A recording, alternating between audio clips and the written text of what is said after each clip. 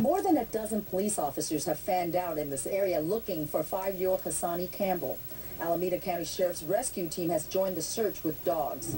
Police say around 4 o'clock they received a call for help from the 5-year-old boy's father. He told officers he drove his son to Shoes of Rockridge, where the boy's mother works, so he could leave the child in her care. Police say the father left the boy in the BMW in the back lot of the store while he walked around to the front to unlock the door. When the father opened the store's back door, he told police his son was gone. He frantically searched the neighborhood, asking people if anybody had seen his son, and nobody can find him. Police say Hassani couldn't have gone far on his own because he suffers from cerebral palsy and wears braces on both legs. Investigators say they fear that he was either kidnapped or is frightened and hiding somewhere. They describe him as African American, small for his age, 3 feet tall and weighs 40 pounds. He has short black hair and brown eyes. He was wearing a gray sweatshirt and sweatpants. Police are asking people in the area to check their backyards and basements for any signs of Hassani. They could walk up to him, talk to him, call 911, the police will come, take custody of him, and hopefully reunite him with his family. There was a lot of foot traffic here. There's a lot of vehicle traffic. There's this business right here, a bar restaurant that had a lot of people outside, and that's one of the first places I went, and I asked people if they saw him, and no, they didn't see him. It's kind of notable to see a young man walking around with braces on his legs, and nobody saw him. Look at this little boy's face. He's only 3 feet tall. He has braces on both legs. He can hardly walk, and he is missing. He was apparently taken from a BMW vehicle parked just outside a shoe store at a very busy suburban shopping center. 5-year-old Hassani missing right now. The search turning desperate. We are taking your calls. Out to Gina K in Mississippi. Hi, dear. Oh, hi. How are you tonight? I'm good, dear. What's your question? Okay, thank you. I was going to tell you also that I listened to your interview with Jane Gillespie, so it was stunning. It was great. Thank you. Thank you very much. Okay, I just have a couple of questions. Yes, I'll be ma'am. very quick. Okay.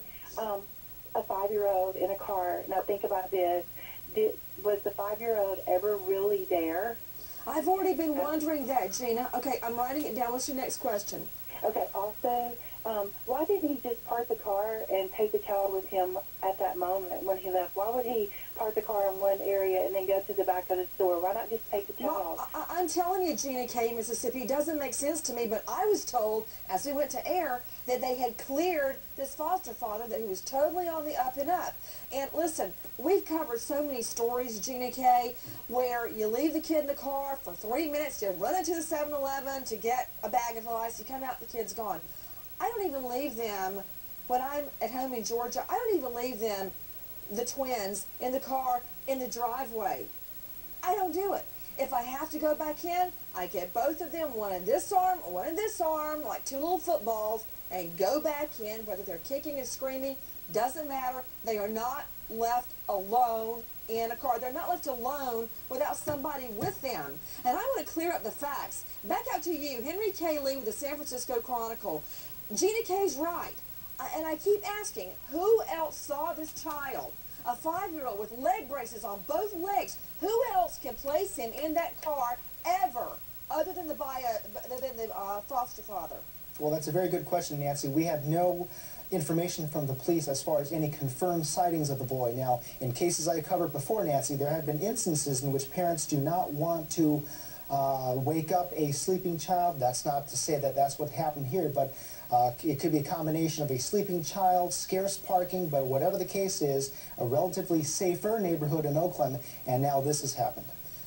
Okay, so what I'm hearing, Henry Lee, translation, nobody else that you know of can place the child in the car other than the foster father. That's right. However, sources close to the case are telling me there's no reason to not believe the foster father's account. To Sebastian Kuntz, agree or disagree?